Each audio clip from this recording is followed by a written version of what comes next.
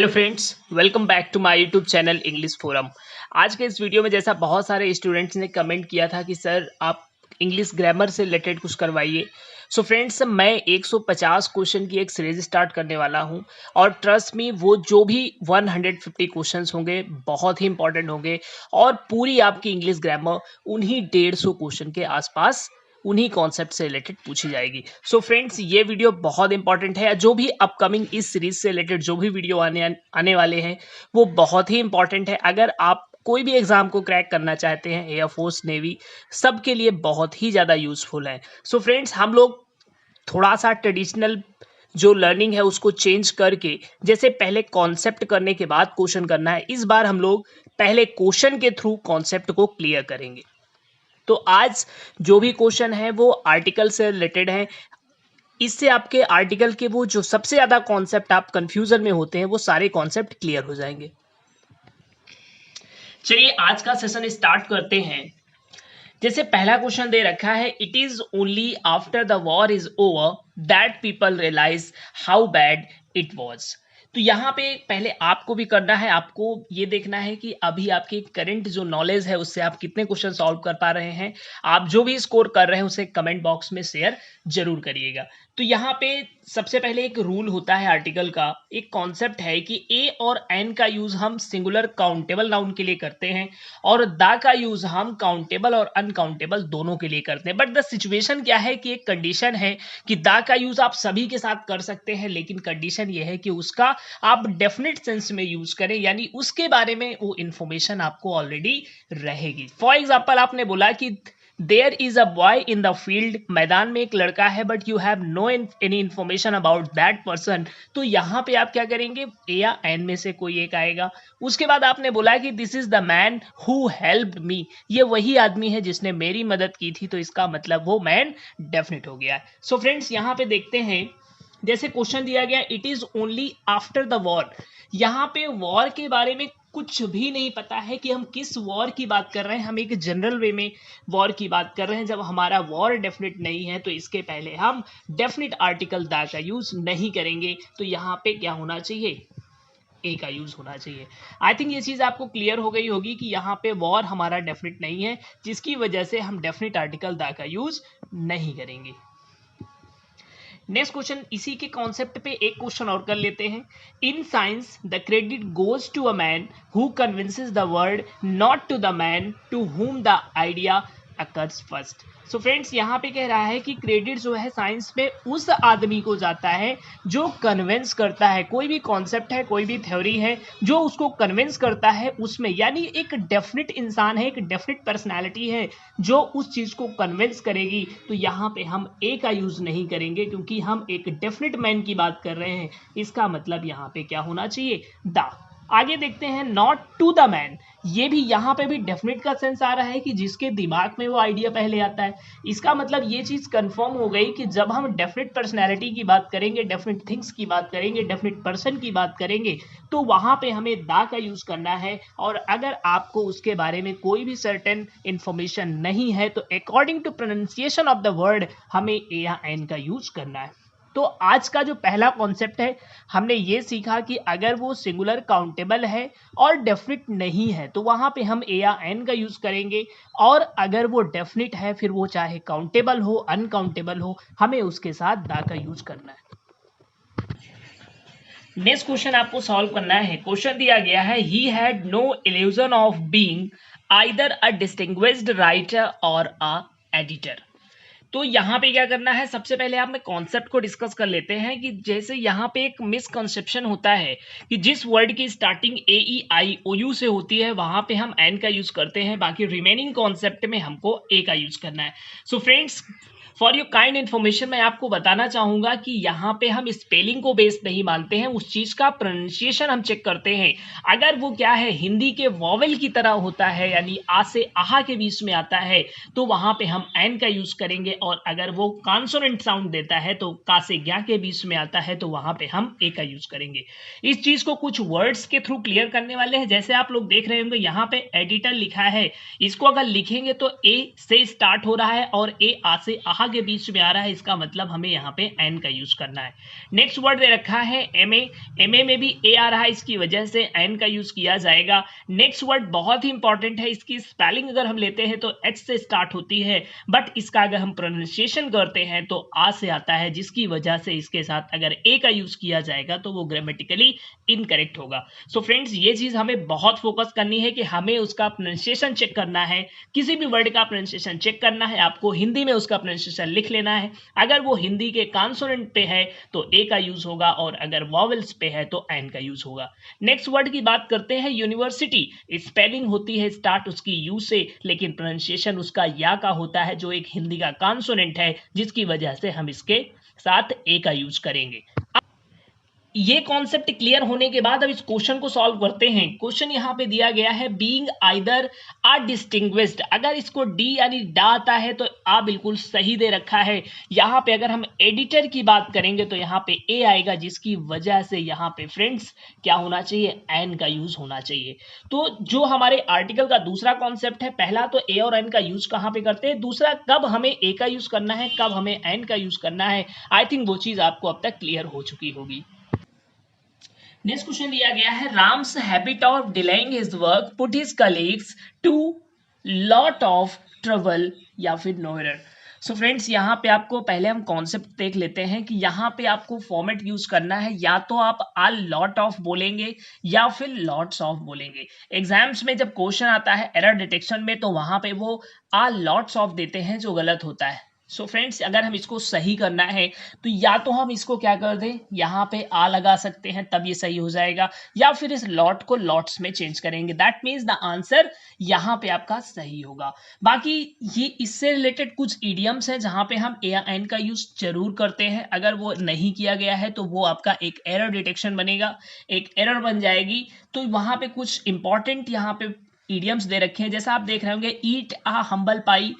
उसके बाद इसका मतलब होता है टू अपोलोजाइज, दैट मीन्स क्षमा याचना करना। नेक्स्ट वर्ड बहुत इंपॉर्टेंट है यहाँ पे इन आ हरी। ये यहाँ में बहुत कंफ्यूजन होता है, क्योंकि इन आ हरी जब हरी का फॉर्मेट होता है तो ए का यूज करना है, लेकिन जब हेस्ट बोलेंगे तो इन आ हेस्ट गलत होगा, इन हेस्ट बोलना है। इन आ डेलिमा, इसका मतलब होता है इन कंफ्यूजन, यानी जो असमंजस की जो स्थिति होती है, कंफ्यूजन की होती है, उसमें इन अ डेलिमा बोलते हैं। एट अ लॉस कंफ्यूज्ड के सेंस में आता है। Go for a walk, go for a morning walk, go for a evening walk, जब ये फॉर्मेट आएगा तो वॉक से पहले ए का यूज जरूर होगा। ये मेक अ मिस्टेक, जैसे फ्रेंड्स आपको एक जानकारी और यहां से मिल जाएगी, जैसे कोई चीज करना है तो आप हर जगह पे डू का यूज नहीं करेंगे। गलती कर रहे हैं तो मेक अ मिस्टेक, अगर आप क्राइम कर रहे हैं तो कमिट अ क्राइम होगा, अगर आप प्रार्थना कर रहे हैं तो ऑफर अ प्रेयर होगा। तो यहाँ पे इन वर्ड्स पे भी क्वेश्चन बनते हैं कि एग्जैक्ट हमें प्रेयर करनी है तो हम ऑफर वर्ड का यूज किए हैं कि या नहीं किया गया है। नेक्स्ट यहाँ पे मेक अ मिस्टेक, गलती करना, बट जब आप बाई के साथ बोलते हैं तो बाई मिस्टेक होता है, जिसका मतलब होता है गलती से। इन ईडियम्स पे कुछ क्वेश्चन है, जैसे पहला क्वेश्चन दे रखा है it was all by a mistake. यहाँ पे आप देख रहे होंगे कि बाय मिस्टेक दिया गया है, बाय मिस्टेक नहीं होता है, तो इसका मतलब यहां से ए को रिमूव करना होगा।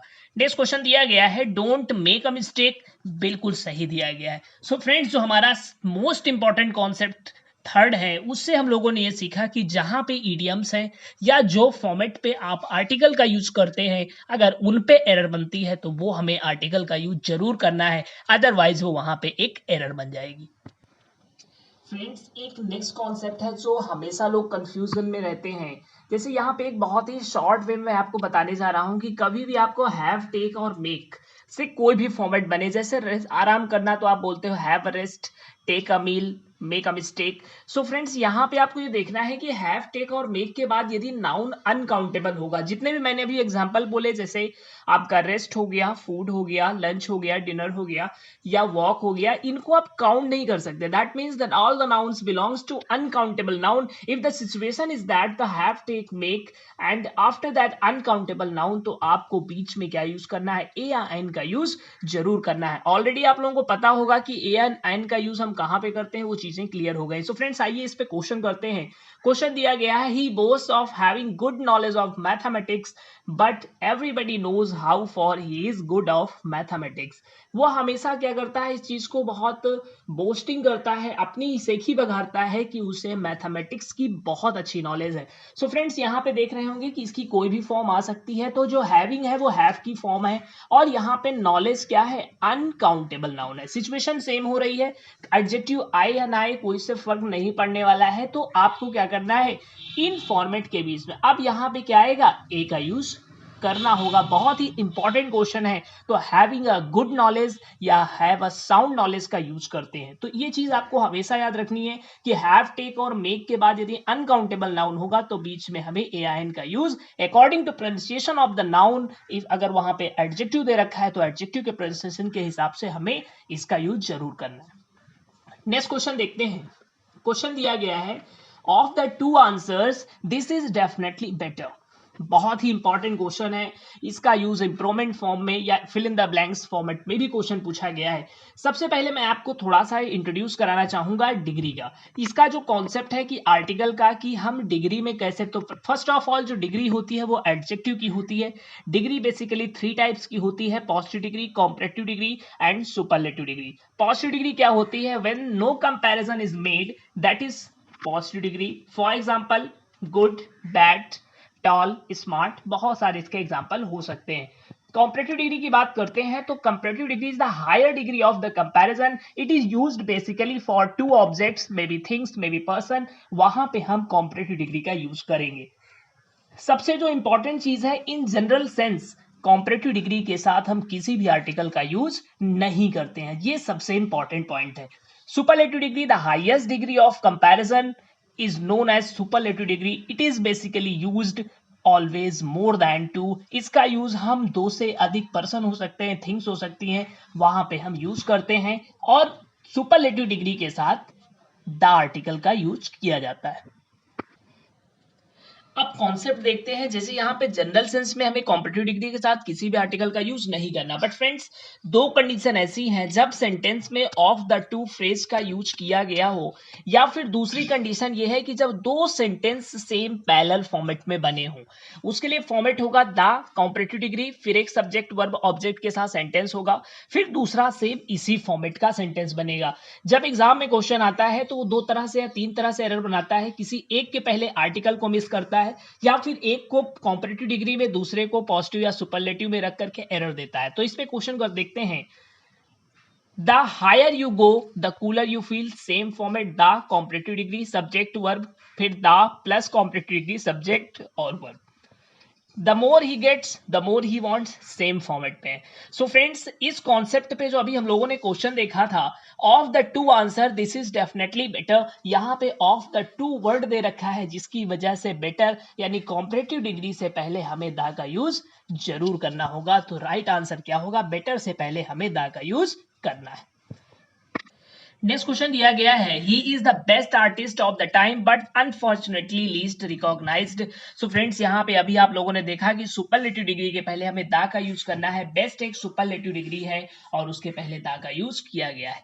नेक्स्ट सिचुएशन क्या है कि लीस्ट हमारी सुपरलेटिव डिग्री है, इसलिए इसके पहले भी दा का यूज किया जाएगा। तो आई थिंक आपका डिग्री से रिलेटेड जो भी कॉन्सेप्ट है वो क्लियर हो गया होगा कि ऑफ द टू और पैरेलल फॉर्मेट में कॉम्परेटिव डिग्री के केस में हम दा का यूज करेंगे, जनरल सेंस में नहीं करेंगे, और सुपरलेटिव डिग्री के साथ हमेशा दा का यूज किया जाएगा।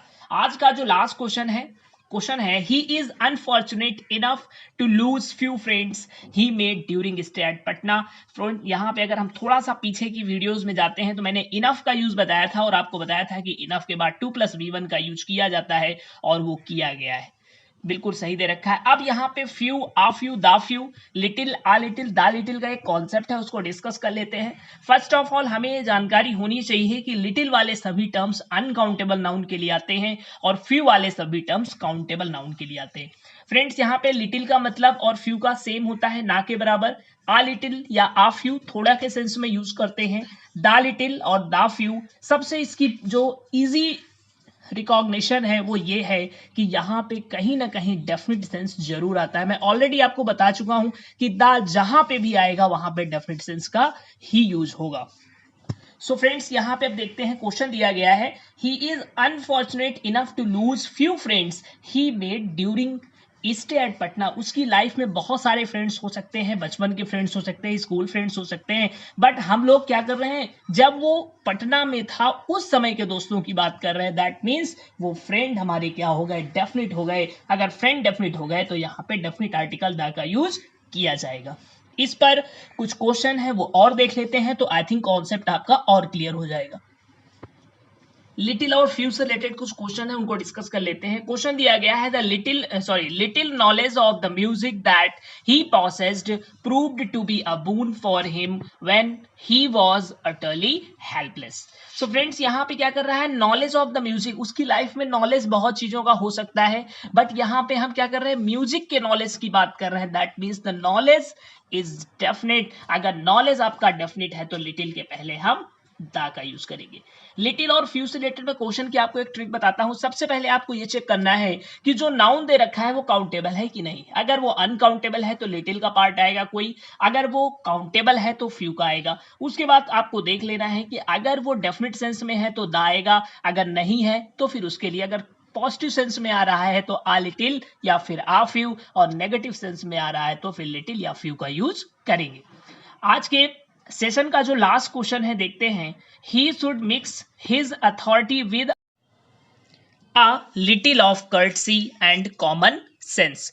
सो फ्रेंड्स, यहाँ पे दिया गया है we should mix his authority with, यानी कि उसे क्या है, कर्टसी मीन्स होता है विनम्रता, हम्बलनेस, तो उसे क्या होना चाहिए, थोड़ा क्या होना चाहिए, और कॉमन सेंस यानी कि थोड़े के सेंस में आ रहा है।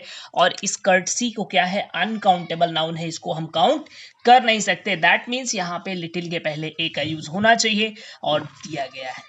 सो फ्रेंड्स, आई होप आज आपके बहुत सारे वो कॉन्सेप्ट्स क्लियर होंगे जिन पे आपको कंफ्यूजन था। वीडियो आपको अगर पसंद आए तो एक लाइक जरूर करिए। अपने सभी दोस्तों को या जो भी आपके फ्रेंड्स हैं कॉम्पिटिटिव एग्जाम्स की प्रिपरेशन कर रहे हैं उनको वीडियो शेयर जरूर करें। और चैनल को सब्सक्राइब नहीं किया तो सबसे पहले चैनल को सब्सक्राइब करें, जिससे जो भी लेटेस्ट अपडेट्स हैं वो आप तक सबसे पहले पहुंचे। सो फ्रेंड्स, ये जो 150 क्वेश्चन की 150 क्वेश्चन की जो सीरीज है, ये आपके जितने भी अपकमिंग एग्जाम्स हैं सबके लिए बिल्कुल बून प्रूव होने वाली है। आई होप आपके सारे कॉन्सेप्ट क्लियर हो गए होंगे। मिलते हैं एक अगले इंपॉर्टेंट वीडियो के साथ। Thanks for watching my video.